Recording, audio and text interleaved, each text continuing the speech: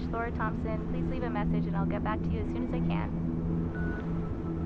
Hi Laura, my name is Darren Berrecloth. I saw your research up by the North Pole. It was super fascinating, and I'm curious if you'd be able to meet up. I'd love to learn more about the region.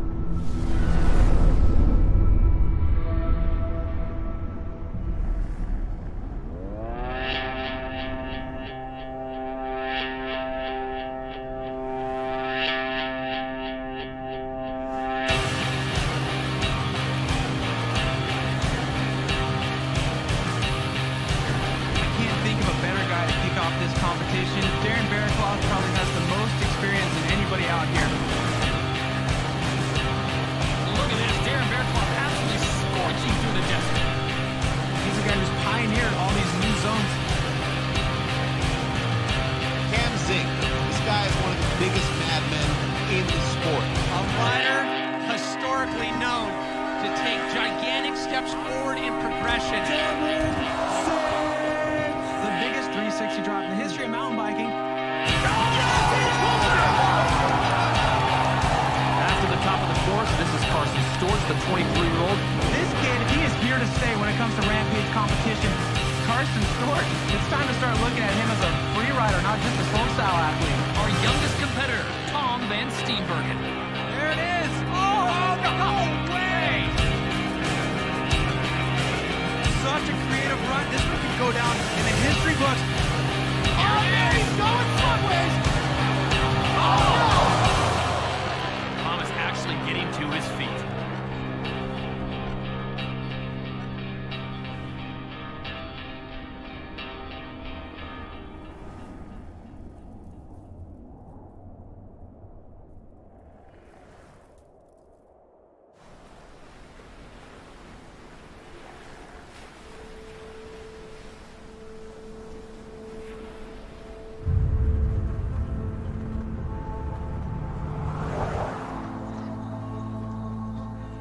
As you guys know, Zink and I have been scouring the planet looking for the ultimate zone.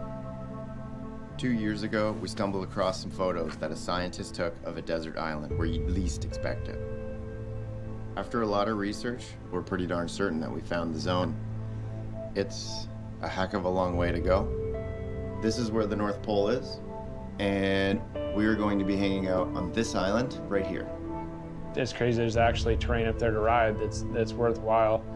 And not only worthwhile, but like might be some of the best riding I've ever done, ever. It's just crazy how far it is.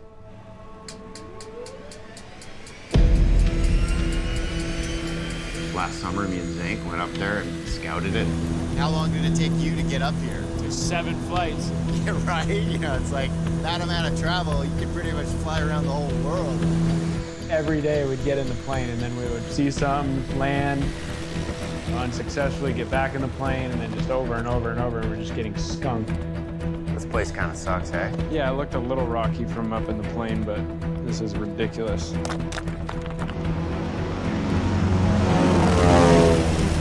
Break out the shovels! 42 years and the first time. Come on, Bill.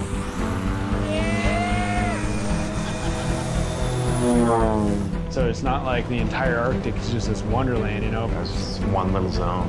Somewhere around here, look for landing sites, because I think this could definitely be a location where we come back to.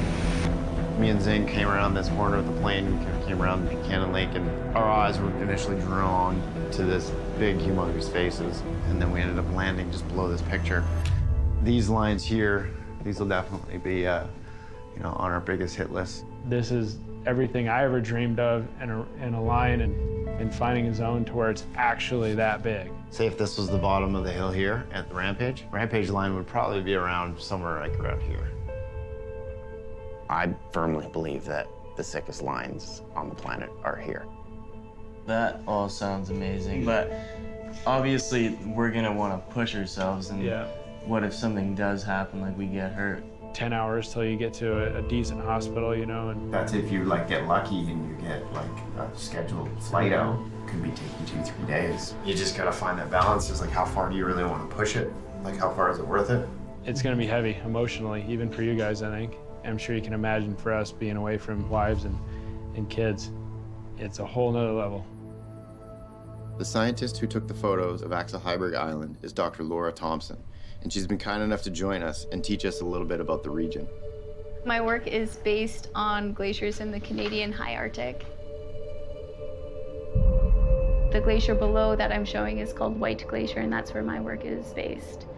And that's just one small glacier on an island with close to 2,000 glaciers. The geology of Axel is really diverse across the whole island. The region that you'll be in is going to be a lot of sandstones and shales. Do you know if there's gypsum up there? Because remember, that's a random thing we look for in Utah for like zones. If there's a gypsum mine that makes drywall, it means there's usually good dirt. I totally didn't expect that question, but it's perfect because Axel Heiberg is known for its gypsum domes. Crazy. Yeah, you can almost predict where the good terrain will be relative to where the glaciers are and what the geology is. So our work is based in this area here. This is Expedition Fjord, and you guys will be cycling in some canyon lands over here. So what's your take on us taking bikes up to the North Pole? I think it's a great idea. I think that if you wanted to set up a long-term bike highway, I might take some issue with that because the tundra is quite sensitive. But also I think especially if you're going down couloirs or just in little chutes, erosion is happening there anyways. So how can we bring back a bigger goal in terms of like bringing awareness? I think it's really great to be able to share the Arctic with more people, because it is really remote and it is really isolated, and it is the location of the greatest changes we're seeing as a response to climate change. And so just to open everyone's eyes to this, I think is really important.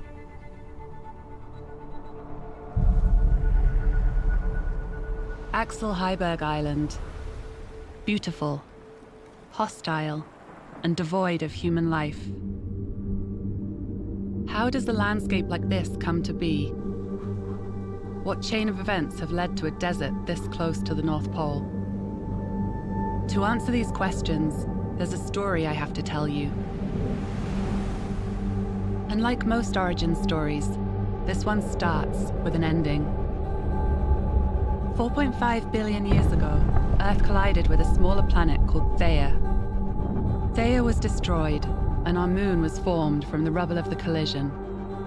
But more importantly to our story, it knocked Earth 23.5 degrees off its axis. Way back then, our planet was just water. But as time passed, continents emerged, including our island. Over billions of years, she transformed, moving through 5 ice ages and 11 supercontinents, including the most recent, Pangaea. As Pangaea broke apart, our island began her journey north. Today, she finds herself near the North Pole. With the Earth's tilted axis, the land falls into complete darkness 4 months per year. The frigid temperatures cause the ocean around her to freeze, limiting the amount of precipitation. The result, a desert island on top of the world, 4.5 billion years in the making. Just waiting to be explored.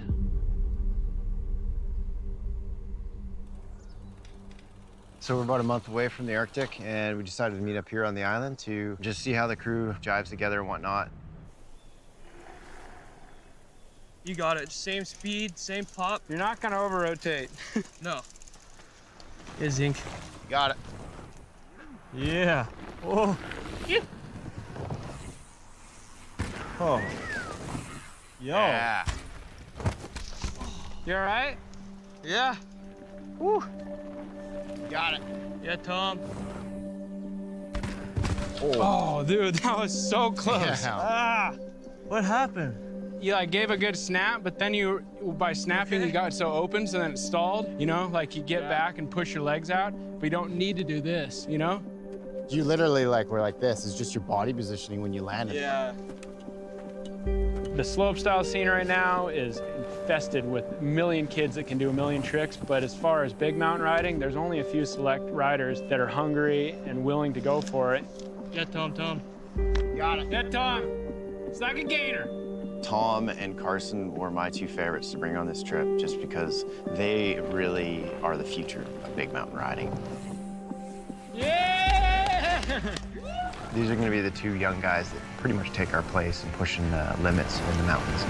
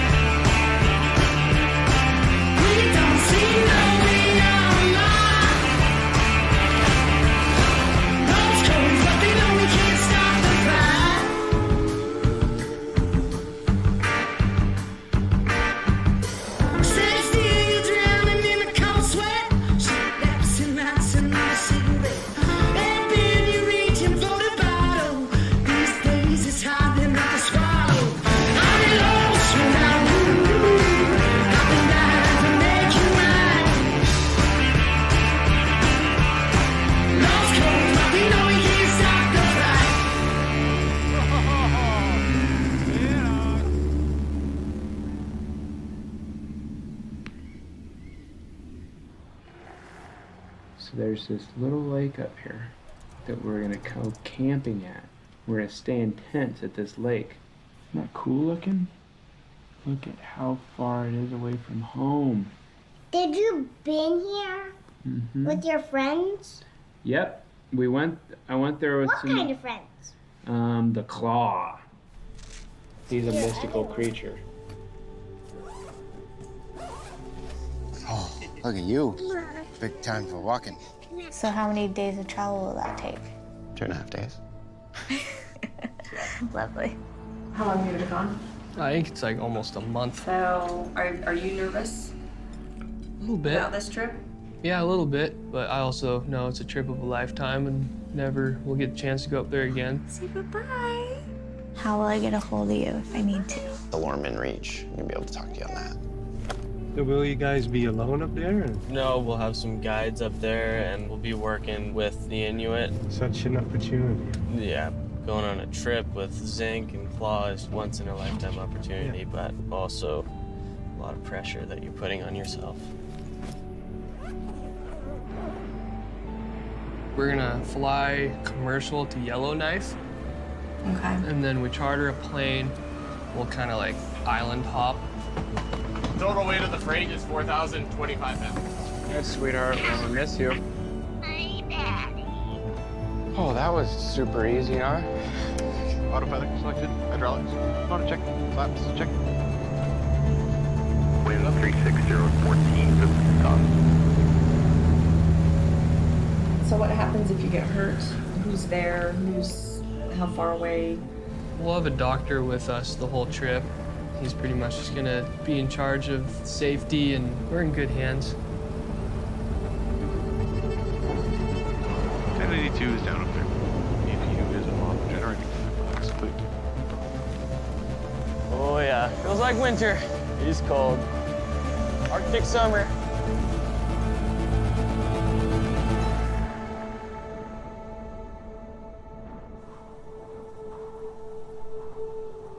And I think it's a 3 to 4 hour flight to where we're actually gonna camp. Bags up front, seats in the middle.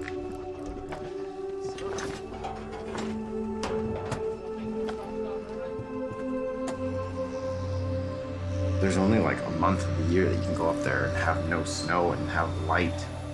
Gotta be now or never.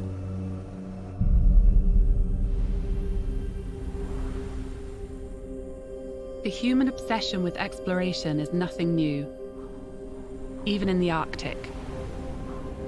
900 years ago, the Thule people became the first and only human inhabitants of Axel Heiberg Island. They thrived for 200 years until the Little Ice Age enveloped the Arctic, leaving it uninhabited to this day. Uninhabited, but not unexplored. In 1895, Captain Sir John Franklin led 2 large ships with 129 men to find a route through the Northwest Passage. They were never heard from again. But Franklin's courage inspired a new round of explorers. In 1899, Otto Sverdrup and his crew set out to map the high Arctic. They spent 3 dark winters frozen in the ice,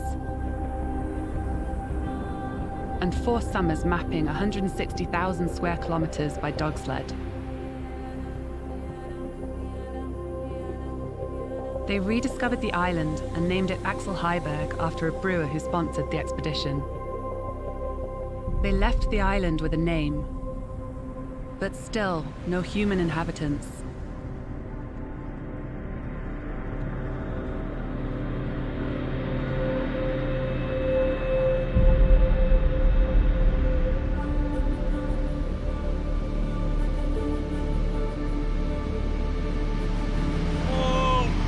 Oh my god. So crazy. It's just endless. This is unreal. Yeah. But even right there. Looking out of the window, it just looks like Utah in the winter, but literally 5 times the size. West coast to the left, guys. Where? Down there. Check how the glaciers almost look alive.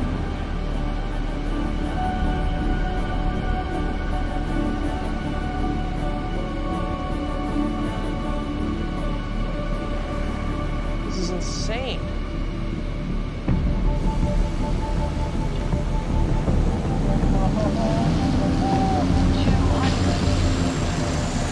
Wow, we're alive. Wow. Holy.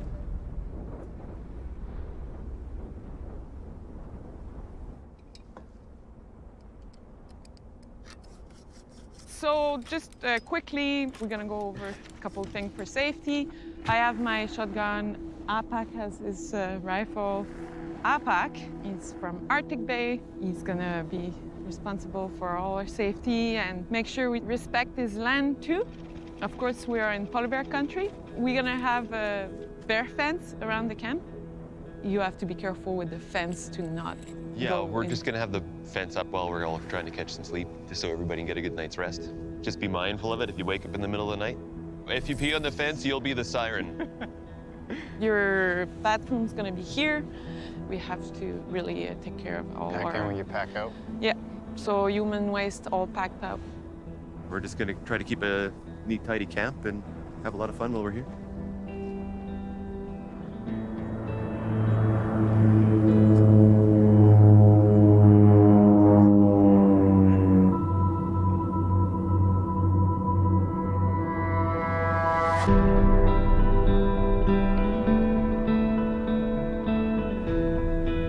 First couple of days we just spent scoping around camp. It's a crazy feeling to be the only humans on this whole island. Dude, how sick does that look? It looks awesome, actually. Oh, that would be epic. Yeah, those ones are legendary, dude. Cross and then drop back in and then traverse over to where Claw is. Yeah, you could go here or start over there. Looking up to Darren and Cam for so long, and yeah, it doesn't really make sense to me, like how they chose me and Tom. Let's draw a map out. So basically, Cannon Lake's like this, and that is pretty much due north. Base camp's right here. And then we had our conger shoots here. Just the way they pick lines, it's pretty inspiring. This is definitely doable, it's just heavy. It doesn't matter how good at tricks you are or how big you can go. Out here, it's all about the experience, and it's something that they have. So my goal is to take their experience and try and learn from it.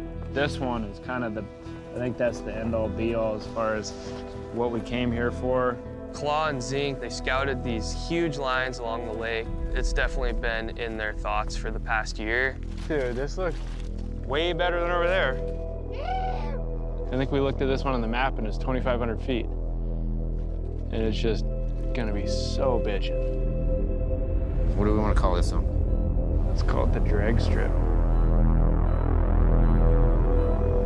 Same with Claw. He found a line that was right across the lake from that.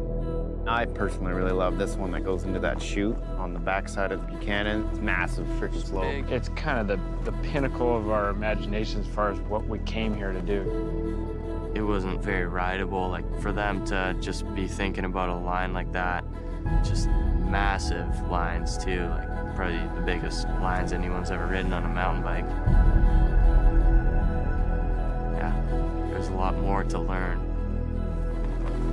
And I think just get into it tomorrow, start adding stuff and build it up, and then work towards bigger lines.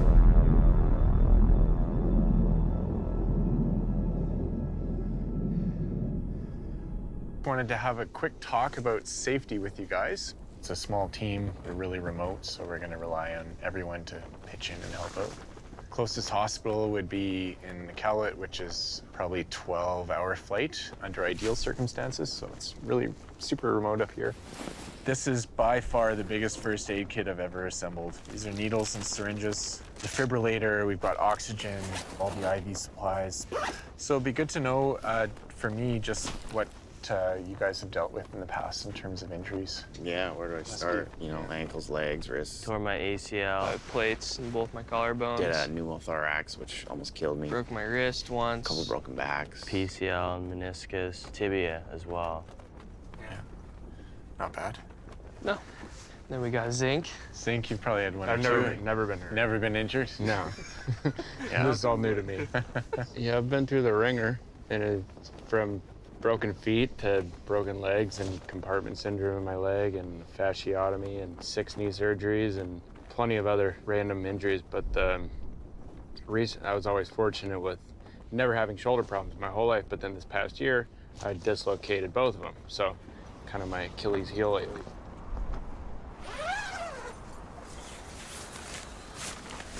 Ayla's keeping me safe. She made this bracelet for me.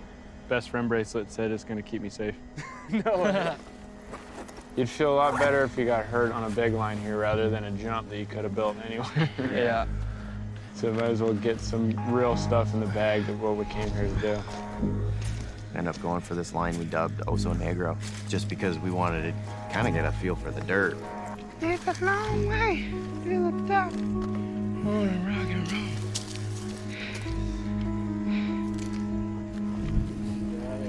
Right in there, there's like a light brown hump. Don't go left right there, because that like is a cliff. Yeah, it sucks you in. But there's one of them is better than the other. I'll follow you guys. Oh! Right up the rock, right behind you.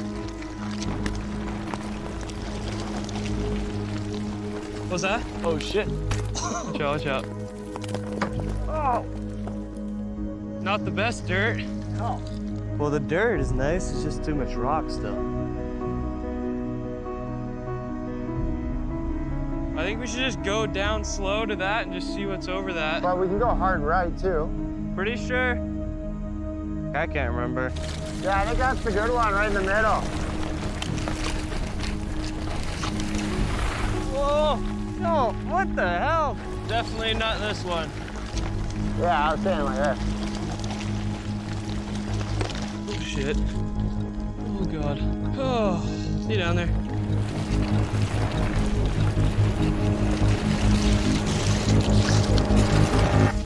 Get over. Oh!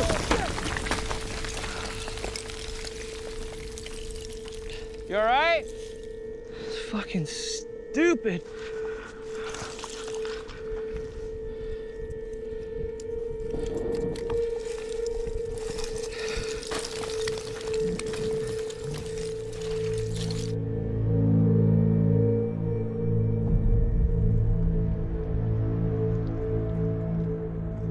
You okay? You breaking it or you just choked? No, I'm good. Like, you break your bike or you just choked? Oh, no, my bike's broken. That's why I'm choked. What's wrong with it? My brake line. Oh, that's kind of depressing, man.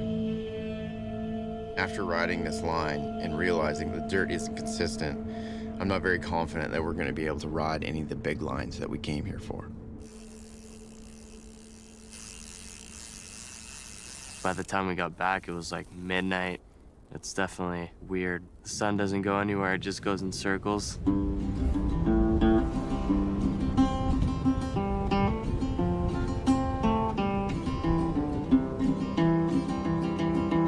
It's funny, it's like a sundial in the sky. I've been struggling with it. Have you? Yeah, dude, I got my like eye mask and then I have my buff over top of that. It's tough, but it's also pretty sweet because you can get a lot done in a day. We're here on swivel playing horseshoes.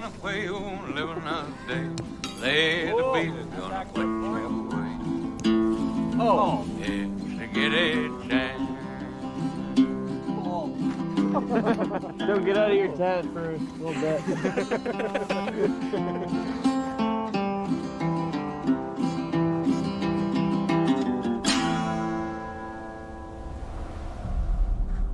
Axel Heiberg is home to one of our planet's harshest ecosystems.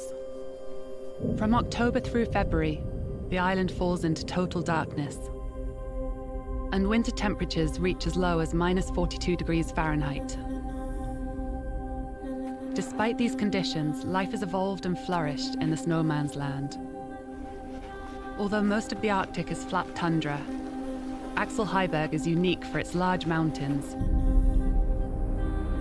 resulting in the island's almost 2,000 glaciers.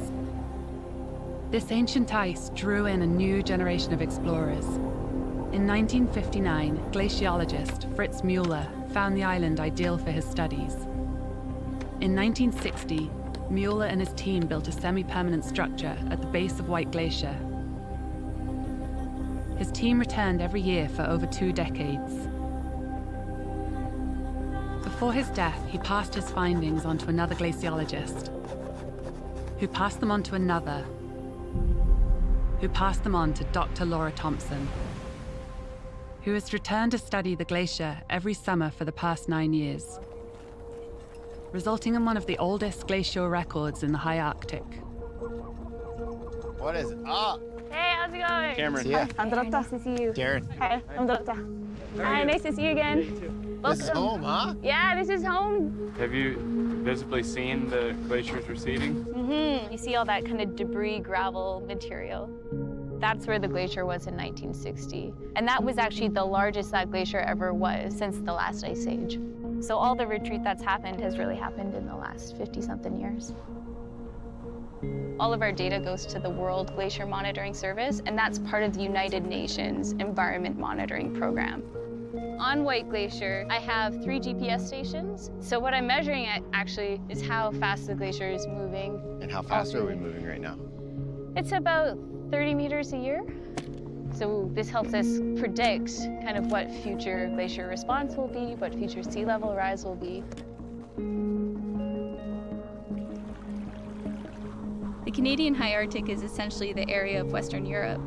Simply because it's the largest area of ice outside of Greenland and Antarctica, it's actually the world's largest contributor to sea level rise from glaciers and ice caps. This base has been here for 57 years? Yeah, it's pretty amazing. It's like one of the oldest Arctic camps. The retreat that we're seeing now is due to climate conditions about 40 years ago, we think, for White Glacier. So if we were to stop the warming and melt that's happening now, the glacier would still retreat for at least another 40 years. It's a complicated system, and it's important that we have Understand all people of it. on it. Yeah, exactly. If you had a message, what would it be after all your years of studying these glaciers? Yeah, I would like to emphasize the importance of the North and the fact that we have the most ice out of any country except Denmark, which has Greenland. And it's so understudied. It's our responsibility to be stewards of the ice that we have. For us to get a glimpse of the hard work that these individuals put into doing all the research for these glaciers and better understanding global climate and ice levels and really what's going on up here is pretty insane. You can't help but respect this place. Sweet, let's see. How do you pick them? Can you eat the stem too? Oh, no, it's delicious. Good stem. I think the back is good. It is blueberry-ish, huh? Yeah, blueberry for sure. Yeah. The Arctic is definitely one of the most epic places I've ever been. It's hard to put in words. It really strikes hard the fact that the Arctic is just so unknown.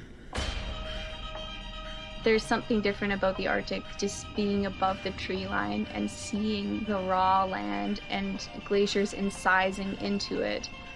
The landscapes that we now see covered with beautiful trees, that came from glaciers, and you can see that in action now in the Arctic. So it's a great classroom for understanding our Earth. The landscape of the Arctic is just, you gotta see it to believe it. It's just surreal. It's a dream come true to explore a zone like this.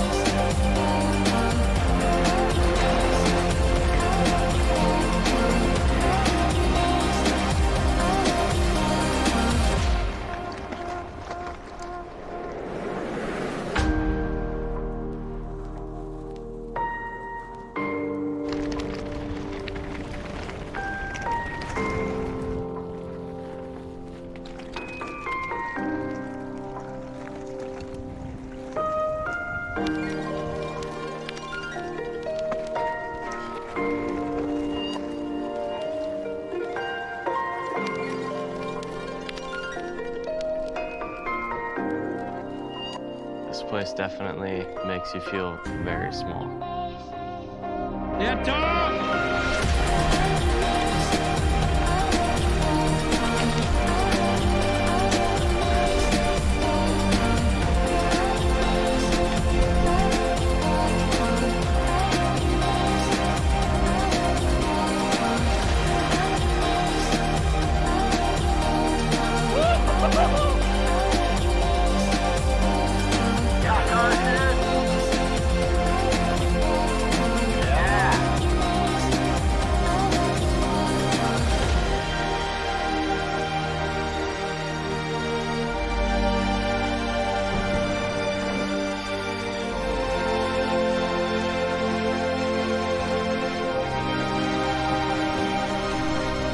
That was super fun. Yeah, cool.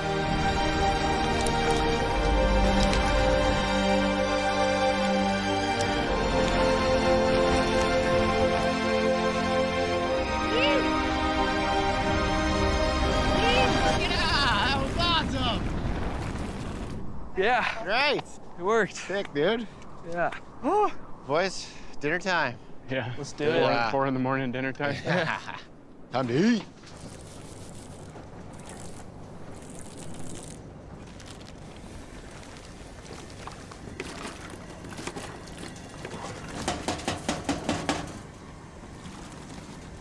Oh. How many days have we been here? Lost count because there's not really technically a day, because a day really consists of like morning, nightfall. There's no nightfall. Just straight. This is just the endless day. Nothing like dehydrated meat and potatoes brought back to life by water. I think it's brought back to life by hot sauce. How many more?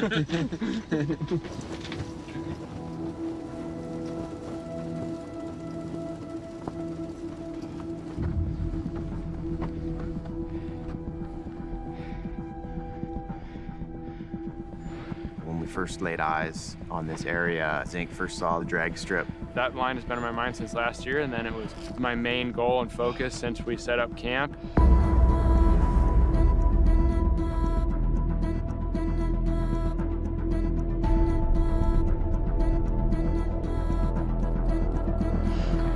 Keep me safe, Ayla.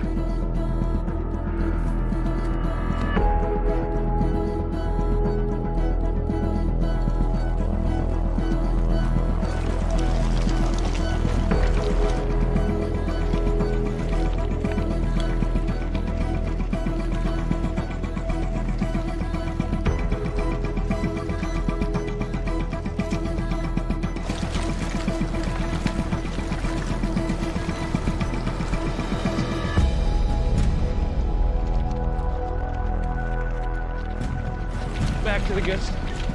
There we go.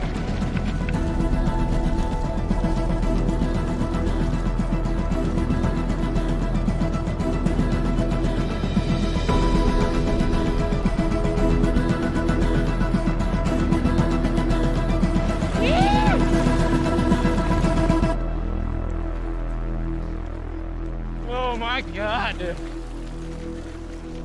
So pumped. Give me that 5-8 pack.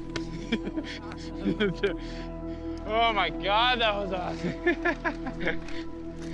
Oh, that literally makes the whole trip worthwhile, man. That was the one. Yeah, buddy. That was dope. Yeah, dog. Zink van Steenbergen, Creek Crossing. Click crossing. Cleat cross. All Wheelie. right. Baba Wheelie. Let's do it.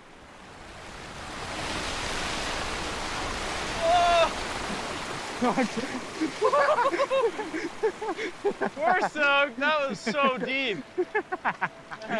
It's still fun. Zink is obviously a legend, and she's sick to work with, and we found actually a lot of similar things, like the step downs. I think it's the hardest thing what we do. Blind takeoffs and speed judging. Are you thinking you can roll in from here? I'm gonna brake to that second roll and then let it go.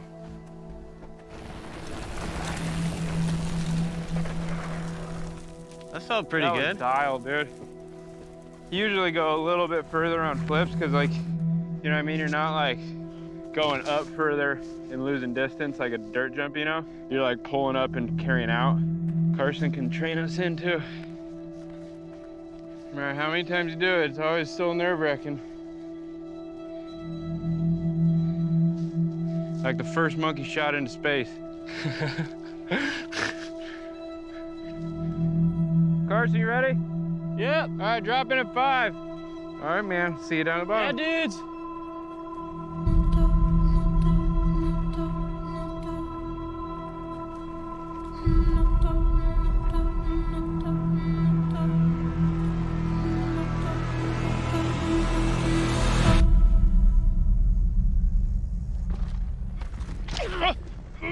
Oh my God!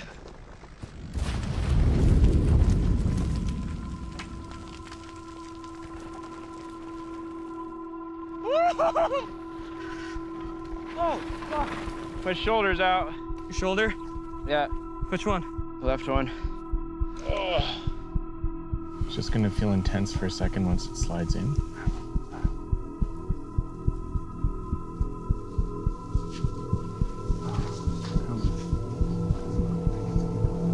Oh, yes.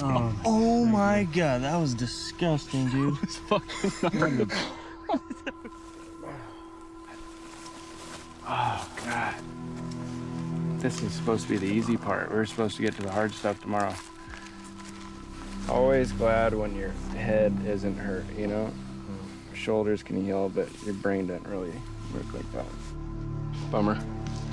Yeah. Our job is to just get gnarlier and gnarlier. But I've done bigger flips than that like 8 years ago. It means that it's been gnarly for a long time. Oh.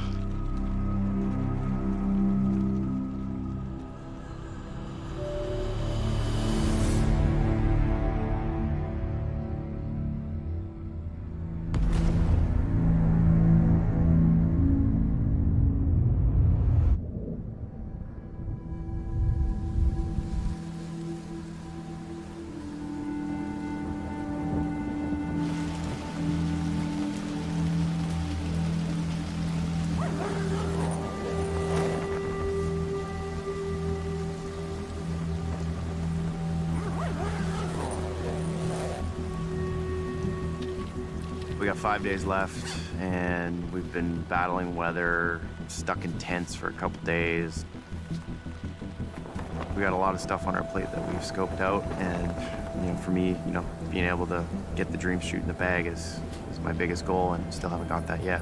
And weather forecast is not looking very good.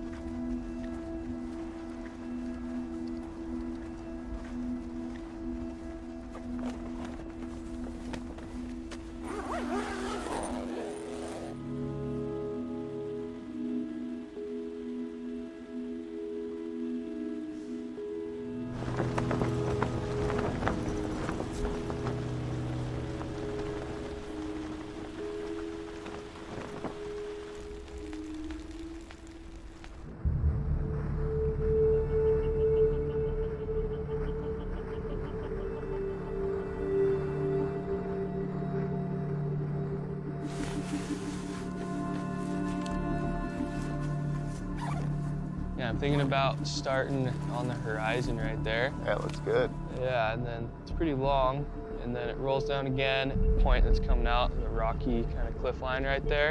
And then it'll kind of feed me into a little point. It'll be like a drop onto a rock slab. Yeah, just watch the wind. Yeah. All morning long, it usually tends to blow one way, and in the afternoon, if you hit it in the afternoon, you should be good. Yeah, for sure. Yeah. Afternoon is in like 2 a.m. for us, 3 a.m. Midnight, midnight sun. Yeah. Get it?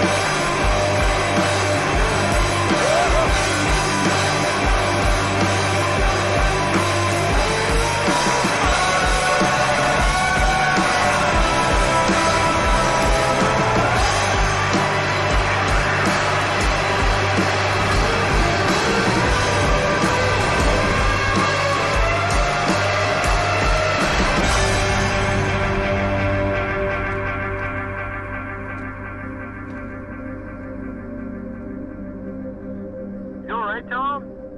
I'm good. I just broke my helmet. I'm gonna try and make my way down. That hurt. You all right? Think so, yeah. No headache or anything. Your back hurt? Yeah, I just scraped it. I actually brought a spare helmet for this reason. All right, I'll see you at the bottom again. Yeah, man, you got it. I am in position. Yes, sir, man, you got it. Oh, yeah. He's got this. He's got this.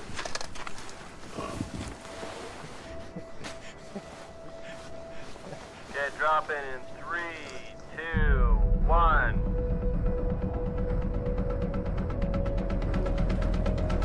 Yeah, Tom.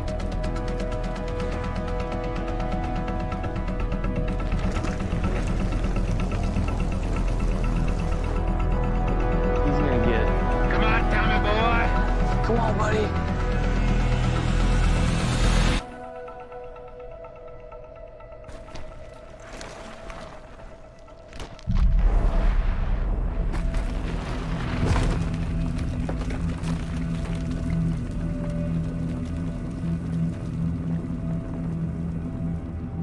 I'm gonna give you 3 words to remember.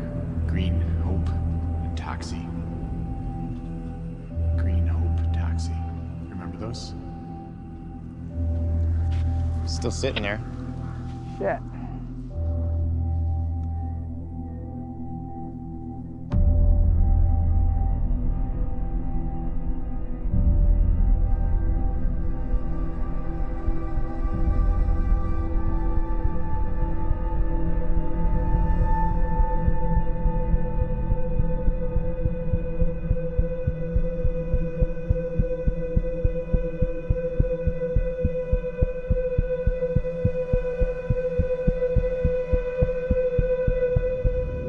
How's Tom doing, Doctor?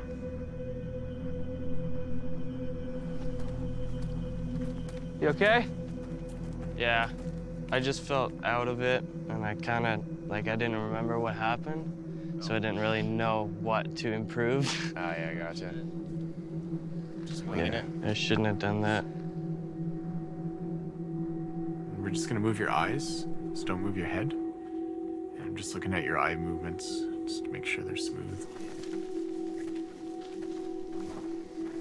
2 helmets, 2 runs. It's weird, I don't remember what I did off the lip, but everything before, I remember I felt fine walking down the rest of the way. And then, you rode down. Oh yeah, I rode down. Yeah.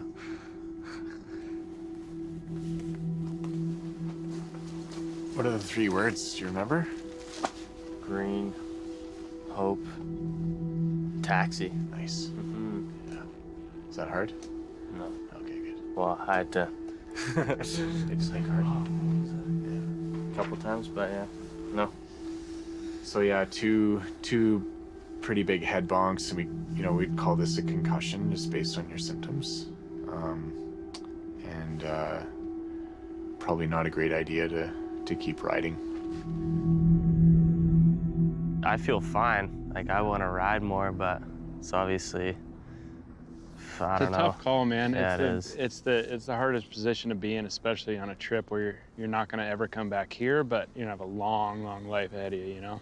And the brain's the one thing that doesn't heal. Like bones heal stronger and ligaments come back, but your brain doesn't come back. And I've had some of the proudest moments of my life, let alone career, after a big crash, but one of the biggest ones in 2010, looking back on that, I probably shouldn't have rode it. Can you win Best Trick and Rampage that year? Mm-hmm.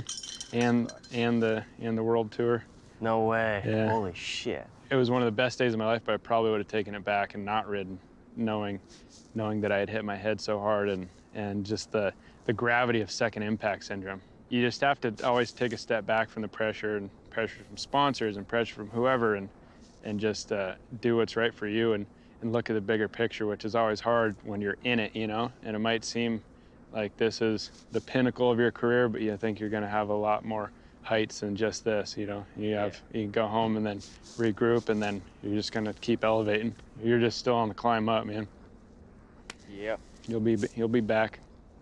We won't be back here, but you'll be back.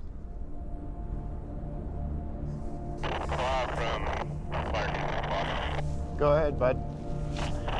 Just, you know, the dream chute proper itself is already in shadow. Oh yeah, I figured as much. Cool.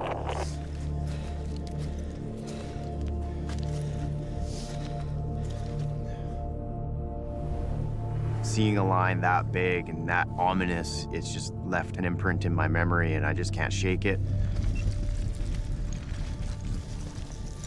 Nasty. I'm going down there. It looks rideable, probably. In a bit.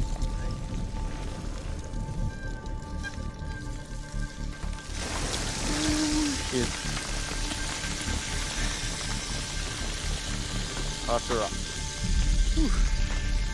Sketchy. All right, here we go.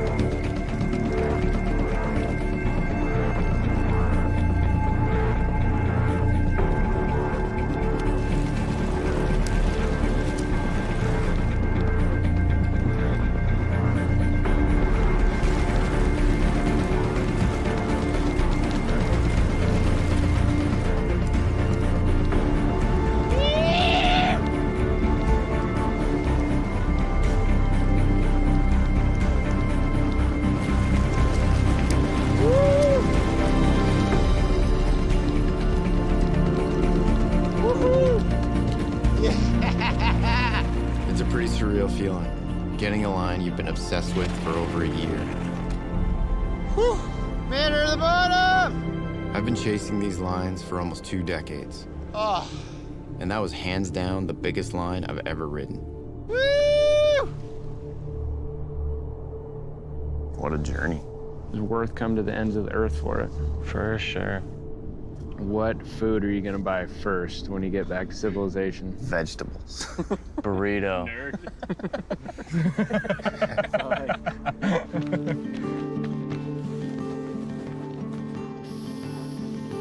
Definitely one of the best trips I've ever been on, if not the best trip I've ever been on. Hell of a lot better than an FMB Silver event, huh? Yeah. Definitely feel grateful to be on this trip. It's cool to see the way you guys pick out lines and, you know, just kind of view the terrain. And I think this trip I've learned so much. We're obviously not done by any means, but I'm just stoked to have you guys here and essentially carry on the torch. Hopefully guys like yourself take what we've learned throughout me and Cam's careers, you know, riding this kind of stuff. Hopefully you guys take that and, you know, take it to the next level. Oh, there he is. There it is. Oh yeah, baby. Yeah! Oh. Yeah. Oh. We're going home, boys. Woo-hoo-hoo. Hurting, but happy. A little broken, but not beaten.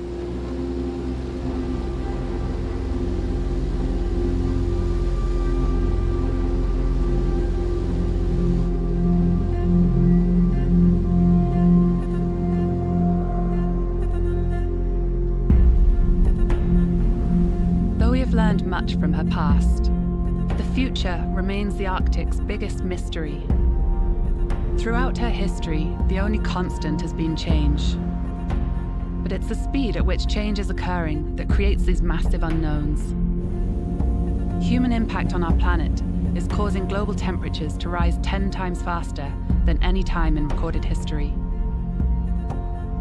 In the last 40 years, the Arctic has lost more sea ice than a landmass the size of Mexico. As the darker land and ocean surfaces become exposed, more sunlight gets absorbed, causing the Arctic to warm at double the global average, making what was once unreachable, reachable. In 2016, the first cruise ship traversed the Northwest Passage, the same route that took the lives of the Franklin expedition 121 years earlier. With the passage open, foreign cargo ships now seek it as a shorter alternative to the Panama Canal.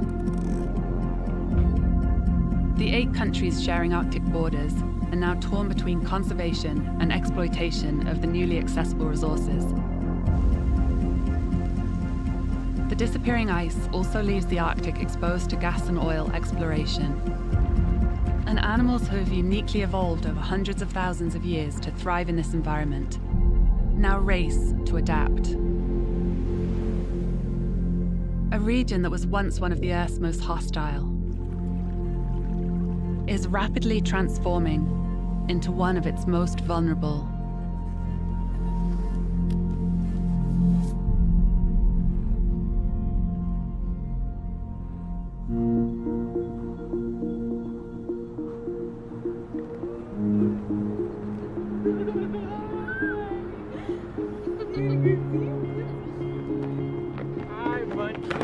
A trip like this is encompassing everything that I've done as a human, as a rider.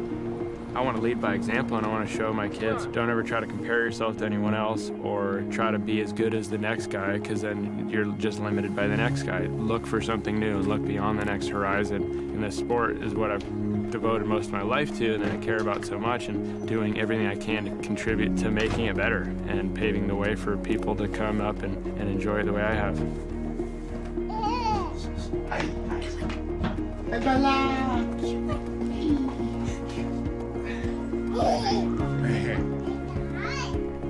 Some people think that achieving a goal is a curse in some ways, because once the goal is achieved, what comes next? You just have to keep learning from every adventure, every success, and more importantly, every failure. The biggest lesson I learned from this trip was that as we pass the torch to the next generation, it's up to us to make sure it's still burning.